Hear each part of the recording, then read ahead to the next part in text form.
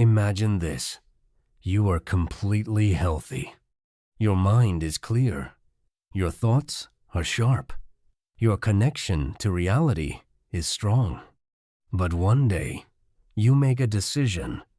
You go to a psychiatric hospital, and as you walk through the door, you say just one sentence.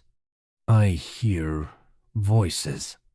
That single sentence changes your life instantly. You are not given thorough tests.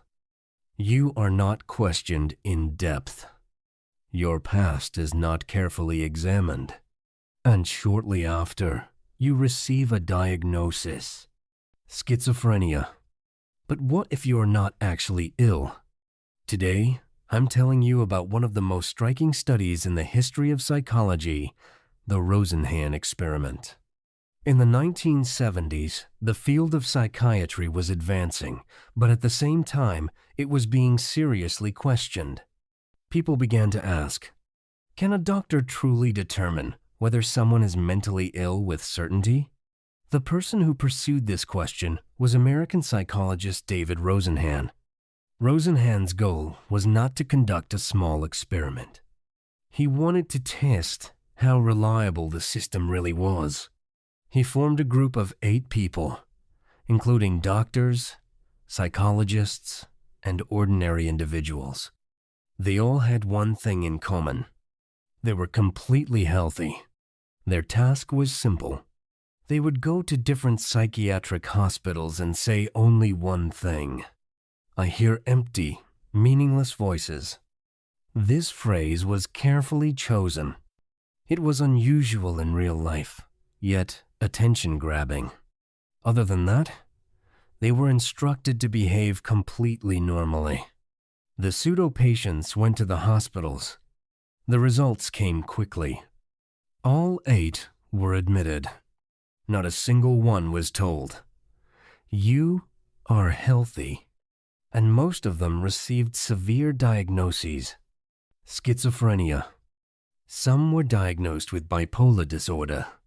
In other words, a single sentence was enough to label a person as seriously mentally ill. The real experiment began after they were admitted. The pseudo-patients then said, "The voices have stopped. I feel fine now." And they truly behaved normally. They spoke logically, followed the rules, displayed no abnormal behavior. But something very interesting happened. Not a single doctor realized they were healthy.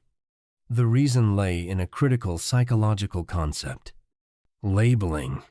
Once a person was labeled schizophrenic, every behavior was interpreted through that lens. If a patient took notes, it was seen as obsessive behavior. If they remained quiet, it was considered withdrawal. If they got irritated, it became a symptom of the illness. The behaviors had not changed, but the system interpreting them had. The pseudo-patients also observed the hospital environment. It was cold and mechanical.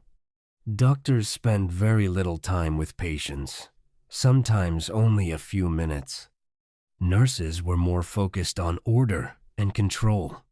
People were no longer called by their names, but by their diagnoses. A person was no longer an individual, but a label. During the experiment, the pseudo-patients were regularly given medication, powerful psychiatric drugs. However, they often did not actually take them, hiding them instead. Yet no one noticed. This revealed how superficial the system could be. One of the most striking moments was this. Some real patients recognized the pseudo-patients. They approached them and said, "You're not crazy. You're a researcher." In other words, what the system failed to see, the patients themselves could. The pseudo-patients stayed in the hospitals for 7 to 52 days. And the most remarkable outcome was this. None of them were discharged as healthy. Instead, they were all labeled as schizophrenia in remission. The system did not accept. This person was never ill. Instead, it said, "They are ill, but currently better." Rosenhan didn't stop there. In the second phase of the experiment, he told a hospital, "I will be sending pseudo-patients." The staff became much more cautious. The results: out of 193 patients, 41 were identified as fake. But in reality, no pseudo-patients had been sent. This result was crucial. It showed that the system could both mistake healthy individuals as ill and wrongly evaluate people who were actually healthy. In other words, the diagnostic process could contain serious errors. This experiment had a major impact on the field of psychology. The American Psychiatric Association, in particular, reviewed its diagnostic systems. Criteria became clearer and more systematic. Of course, the experiment also received criticism. The sample size was small. Its replicability was questioned. And there were ethical concerns. But despite this, its message was powerful. Labeling people is far more dangerous than we think.